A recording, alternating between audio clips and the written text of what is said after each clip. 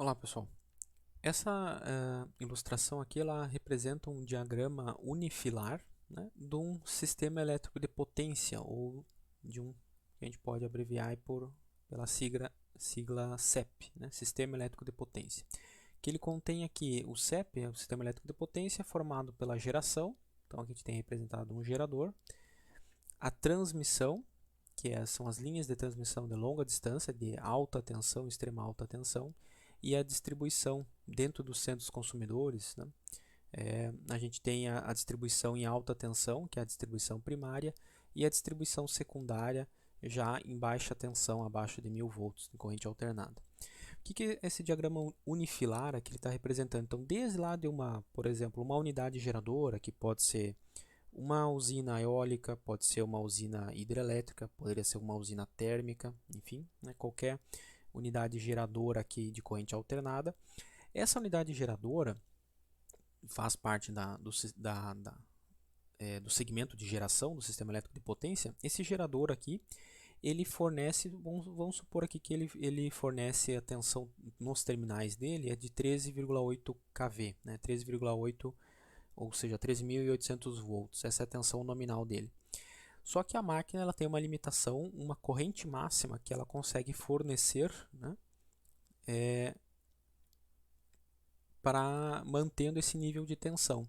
Então essa corrente máxima que ela consegue fornecer vai definir uma potência máxima, uma capacidade que esse gerador tem.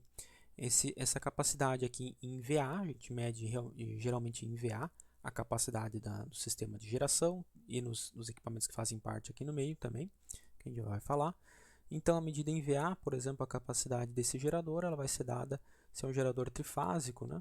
Raiz de 3 vezes a tensão de linha, 13,8, né? Tensão de linha vezes a corrente de linha. Isso aqui vai dar, então, nesse caso aqui, raiz de 3, 13,8 kV, se fosse essa aqui é a tensão, e vamos supor que a potência máxima desse gerador é de 1 MVA, né? Dessa unidade geradora, 1 megavolt ampere. Então a gente teria uma corrente máxima, só para a gente ter ideia aí, 1 MVA dividido por raiz de 3 dividido por 13,8 kV, seria uma corrente aí de 41,83 amperes, tá? Então essa corrente IL máxima aqui, para esse exemplo, né, aqui seria de 41,837 amperes, tá? Então essa corrente vezes a tensão de 13,8 kV, a extrema alta, não extrema alta não, média tensão, ainda se classifica como média tensão, vezes raiz de 3 trifásico daria 1 MVA de potência, certo? Então ele tem uma capacidade aqui de 1 MVA nesse nível de tensão. Se ele reduzisse o nível de tensão, talvez ele conseguisse manter a mesma capacidade de produção de energia, de potência, melhor dizendo, né? Potência aparente, e aumentar a corrente. Mas enfim, ele tem 1 MVA, essa é a capacidade desse gerador aqui, tá? Aí para transmitir essa energia, essa potência a uma longa distância, a gente passa por uma subestação elevadora, uma subestação aqui a gente pode utilizar a sigla SE, que é um transformador que vai elevar essa tensão de 13,8 kV para, por exemplo, né, um dos níveis é utilizado em linhas de transmissão de longa distância, 230 kV, 230.000 volts. Então essas linhas aqui são às vezes dezenas, centenas ou até milhares de quilômetros, né?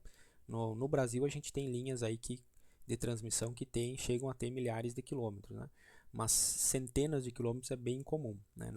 Na rede elétrica, na malha, né, de rede de transmissão aqui do Brasil, né? Então a gente tem essas linhas de transmissão, né, que são extrema alta tensão, para diminuir as perdas, elevando a tensão, essa corrente máxima aqui ela vai ser diminuída na mesma proporção.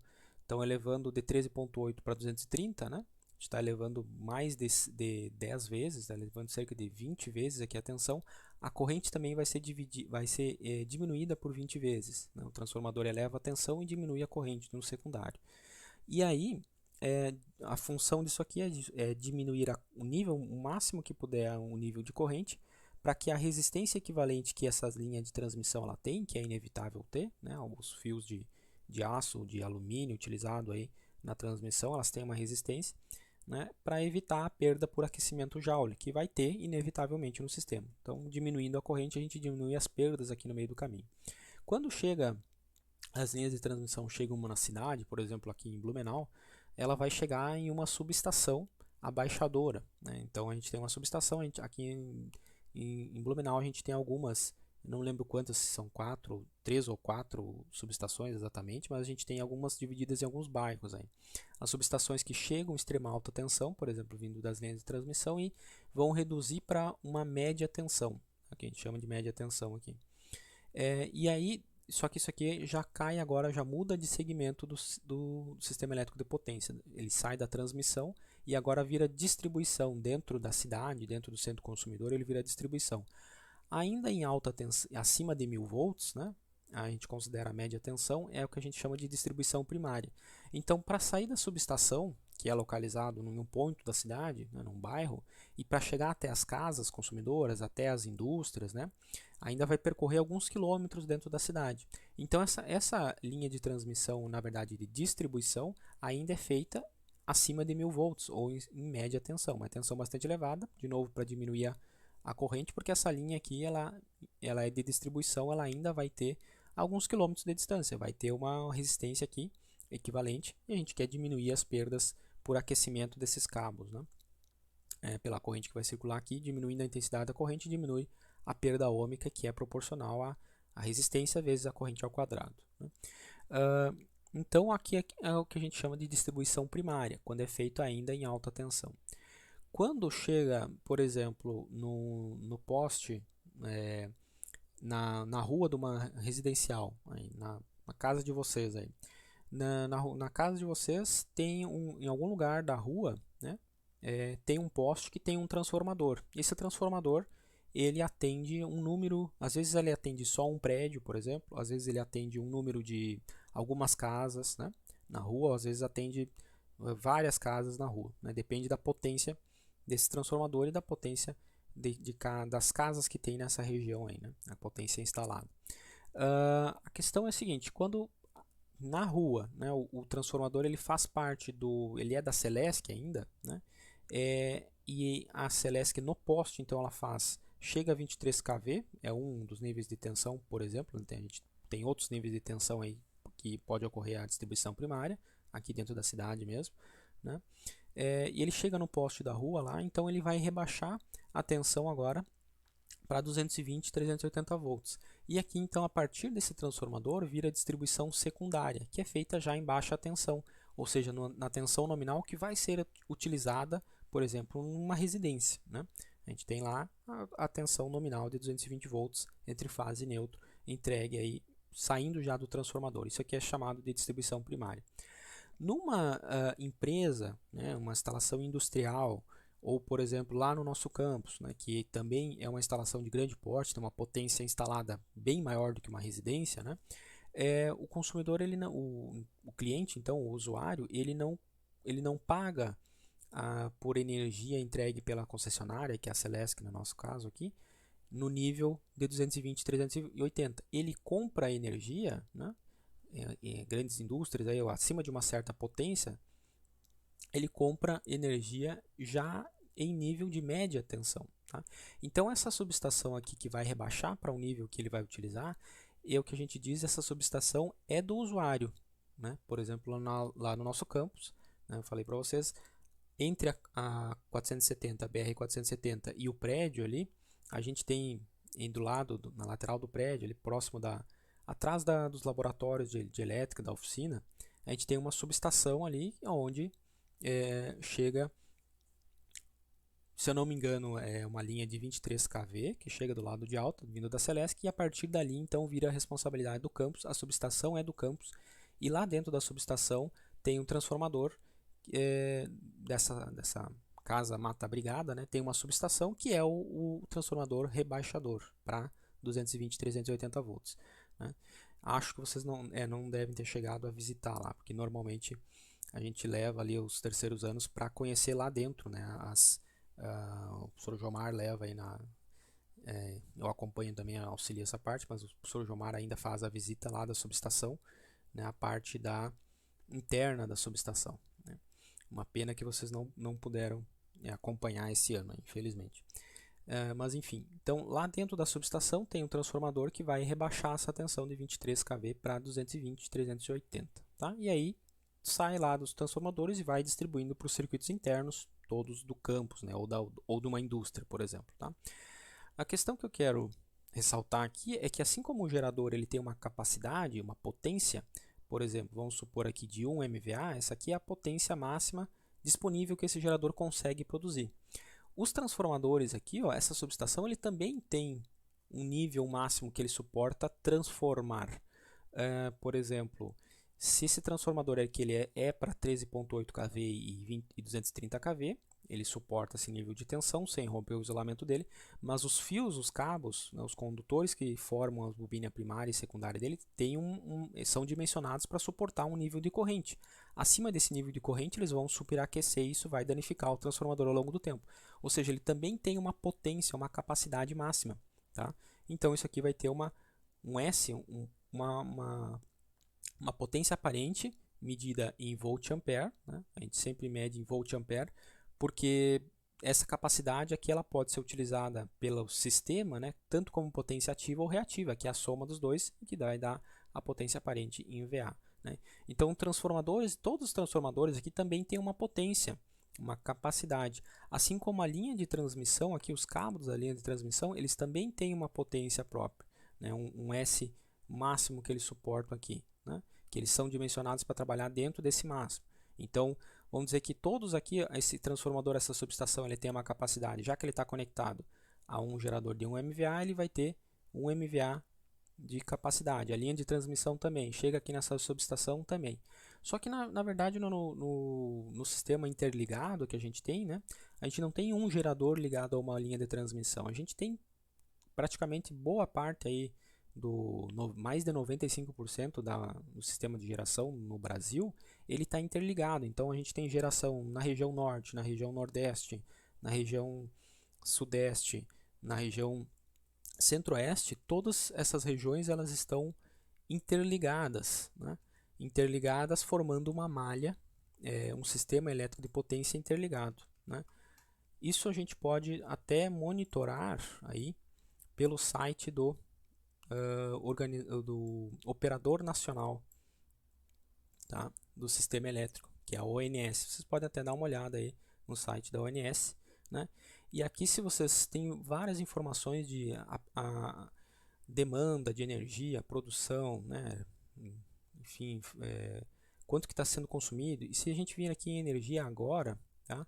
O site aqui é ons.org.br. Energia agora a gente pode ver carga e geração.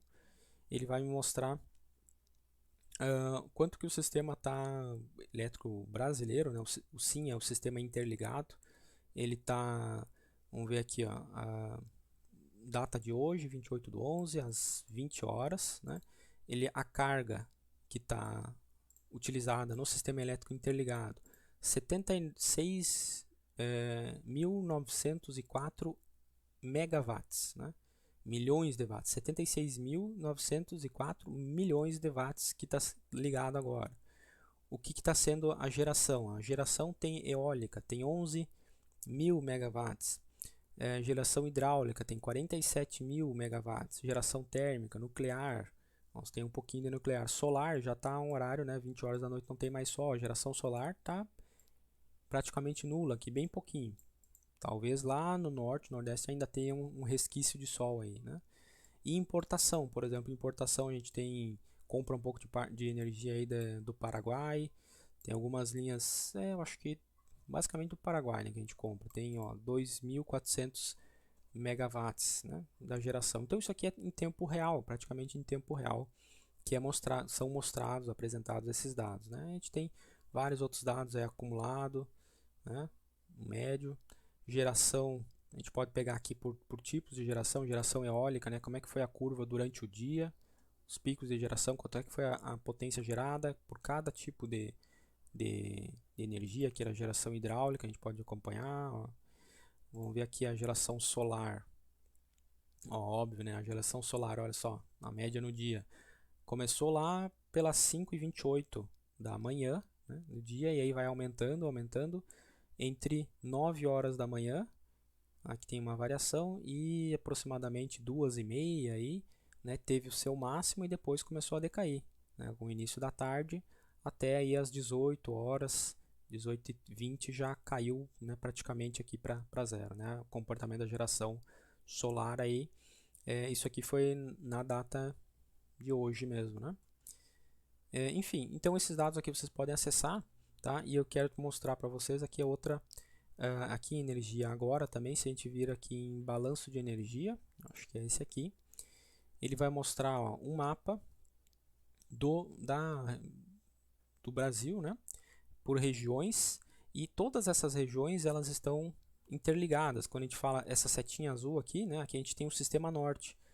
O sistema norte compõe esses estados, todas aqui a gente tem de geração. Qual que é a geração que a gente tem? Total, 7.000, isso aqui deve estar em megawatts também. Então a geração está em 7.000 megawatts. E qual que é a carga que está sendo utilizada lá? Tem 6.000 megawatts de carga de usuários lá. Então está sobrando energia na região norte, né? Eles estão produzindo um pouquinho mais do que estão consumindo. Isso aqui está interligado através de linha de transmissão, está interligado diretamente com a região nordeste e com a região sul, sudeste e centro-oeste. Então esse excesso de energia ele vai ser disponibilizado lá para outras regiões, tá? Lá na região nordeste, ó, a geração está em 16.000 megawatts e a carga está em 11.000 megawatts. Então tem geração aqui, tem bastante geração, ó, eólica tem bastante, 10.000 megawatts, né? Ou seja, tem uma carga, uma potência gerada em excesso, né? Ele está sobrando, ele está mandando, ó, aqui o símbolo aqui mostra, ó, a região norte está mandando 848 megawatts para esse ponto central aqui. Isso aqui vai ser distribuído para a região sudeste, provavelmente. A região nordeste está enviando 2.000 megawatts diretamente para o sudeste, através de linhas interligadas, linhas de transmissão. Lá no sudeste, a gente tem a geração agora está em 43.700 megawatts e a carga está em 45.000. Então, faltando um pouquinho. Então, esse excesso de geração que tem em outras regiões estão indo lá para a região sudeste e centro-oeste, certo? Aqui na nossa região sul, né, pega Paraná, Santa Catarina e Rio Grande do Sul, a gente está com a geração bem baixa, olha só. A geração está em 7.000 megawatts só e a carga está em 13.000. Ou seja, a gente está precisando, no caso, a gente está utilizando nesse momento quase o dobro aqui do que a gente está de carga conectada, né, nessa hora, é quase o dobro do que a gente está conseguindo gerar na região. Então a gente está utilizando aqui energia, potência excedente vindo das outras regiões, né? Tem aqui vindo do sudeste, por linhas de transmissão, mas o que eu quero dizer é que, embora aqui tem um outro mapa que mostra as linhas de transmissão, é um emaranhado, é uma malha, né, de várias linhas de transmissão e todas as regiões, as 5 regiões, elas estão interligadas. São poucas cidades ou localizações que elas estão isoladas, elas têm sistema de geração isolado, não interligado aqui. Recentemente a gente viu lá no Amapá, né, tem problemas porque eles estão ligados, mas foi a subestação que leva até aquela região lá, queimou, né, estragou, e para trocar os transformadores isso leva um tempo. Então eles ficaram ficaram um bom tempo aí sem energia, né? Porque eles também não tinham uma linha, vamos dizer, secundária. Às vezes, por exemplo, aqui a região Nordeste, ela tem uma ligação com o Sudoeste com uma linha direta por aqui, mas ela tem por aqui também. Então, às vezes tem rotas alternativas, né, para interligar as regiões e enviar a energia, evitando, por exemplo, blackouts se uma linha de transmissão deu problema, né? Mas a questão aqui, eu queria só mostrar para vocês, esse site aqui tem uma série de informações interessantes e em tempo real, né? Mas então, voltando lá para o nosso exemplo, né? A questão é que aqui eu representei um diagrama unifilar como se tivesse só um gerador ligado a uma linha de transmissão, a distribuição e a uma carga, né? Mas na realidade aqui vão ter vários outros geradores aqui ligados a essa linha de transmissão. Então a potência que essa linha de transmissão precisa ter para transmitir toda essa potência, né? Se ela tem mais geradores ligados, ela precisa ser maior do que somente desta unidade geradora, né? Bom, e aí Quando chegar aqui na cidade, na subestação, essa subestação ela tem uma capacidade máxima que ela pode operar, né, que ela consegue transformar aqui os níveis de tensão e suportar.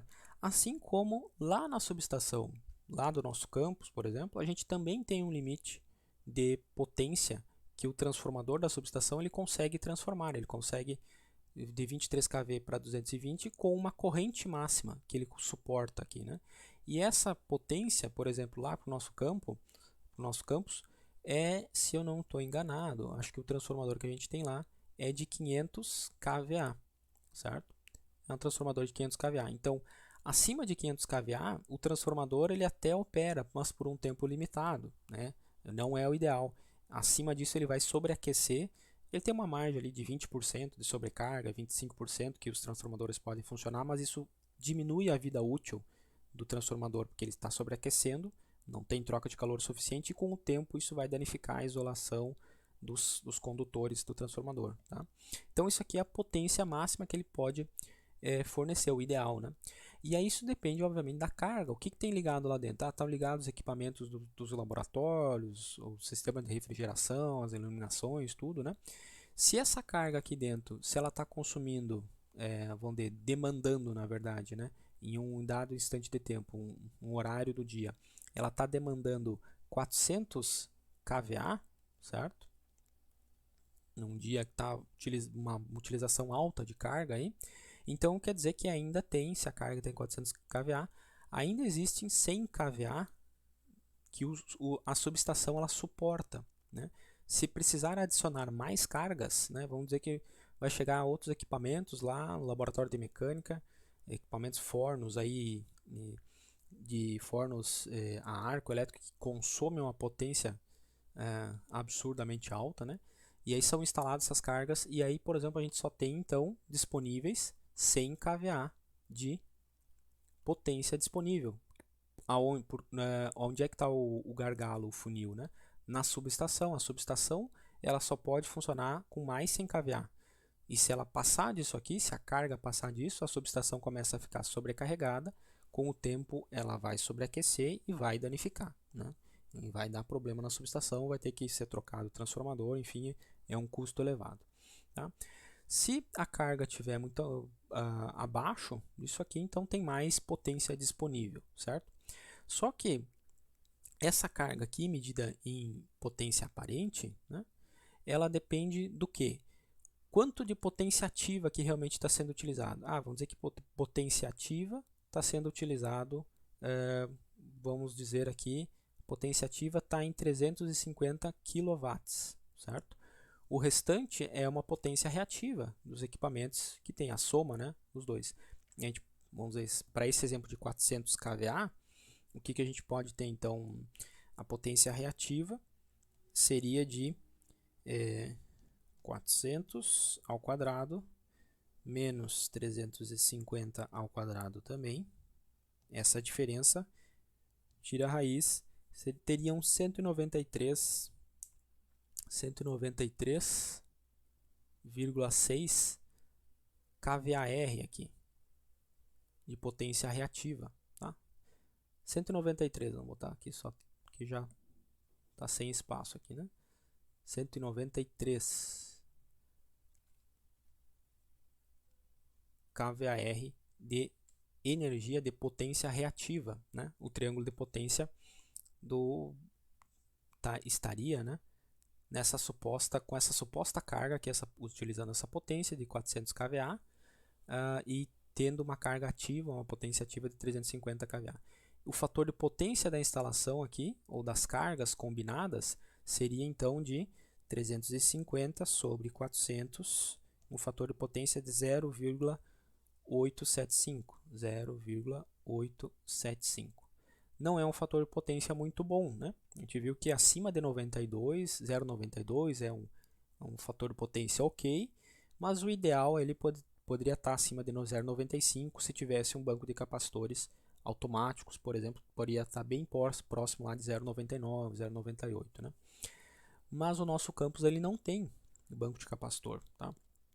Ele não tem porque a carga geral do nosso campus, né, o exemplo do nosso campus, ela não é tão indutiva assim. Então, os equipamentos que estão instalados lá, eles já vão ter um fator de potência mais ou menos aí nessa faixa de 0,92 a 0,95.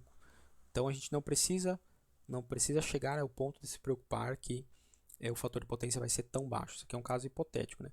Agora, se fosse uma indústria, né, e tivesse esse comportamento aqui, com muitos motores funcionando né, simultaneamente, então com certeza a gente teria um fator de potência baixo desse jeito, ou até mais baixo, né? Poderia ser 0,85, 0,8, enfim.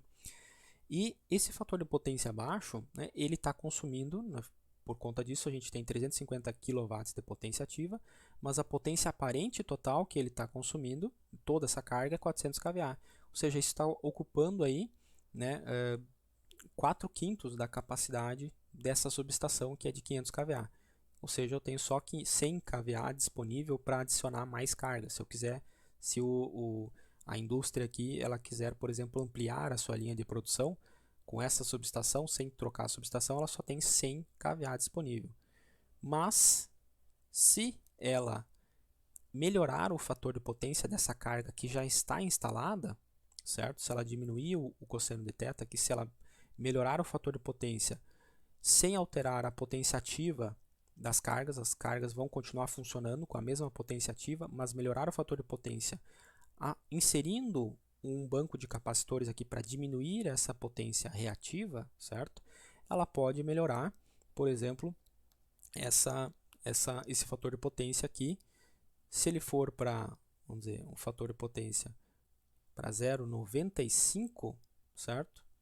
Então, com essa potência ativa, ele vai ter uma potência, mantendo, sem calcular a potência reativa que vai ficar final, né? Mas vamos dizer que ele insere banco de capacitores aqui de tal forma que a potência reativa total ela cai e o fator de potência subiu para 0,95, mantendo essa potência ativa. Então, a potência aparente ela vai ser dada lá por 350 kW dividido por 0,95, né? Supondo que aplicou essa correção. A gente não está dimensionando o banco de capacitor aqui. Então, esses 350 kW dividido pelo fator de potência de 0,95 agora dá uma potência aparente de 368 kVA, certo? Então, nessa condição, né, hipotética aqui, se antes a carga era de 400 kVA, a potência aparente total, agora ela caiu um pouco, né, para 368 kVA.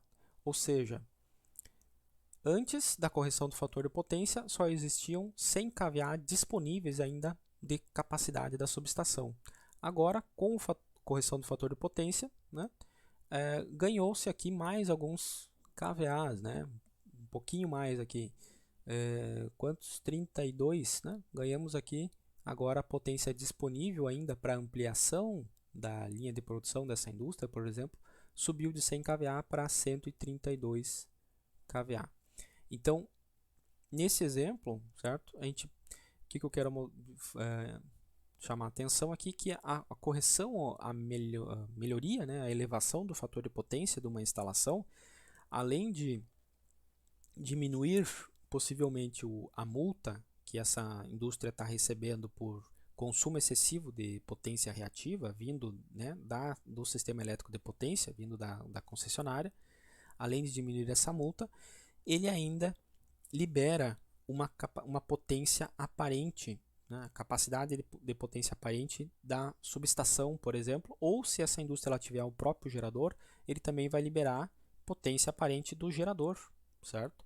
Para quê? Para, por exemplo, para inserir mais cargas, para ampliar, né, essa instalação aqui e instalar novas cargas sem precisar substituir a subestação, que também vai ter um custo. É um custo trocar a subestação, trocar o transformador, com certeza será um custo mais elevado do que inserir o banco de capacitores aqui para melhorar o fator de potência dessa carga já instalada, tá? Então, existe também essa vantagem na correção do fator de potência, que é a liberação de potência, liberação de capacidade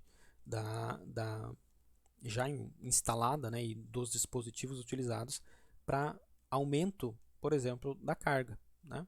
Então essa questão de liberação de capacidade do sistema é bem interessante também. A instalação de capacitores, o banco de capacitores e elevação do fator de potência torna possível aumentar a carga de um sistema sem ultrapassar os kVAs da subestação, né? Isso que a gente analisou agora neste exemplo. Em muitos casos, apenas melhorando o fator de potência é possível ampliar uma indústria sem necessidade de aumentar a subestação.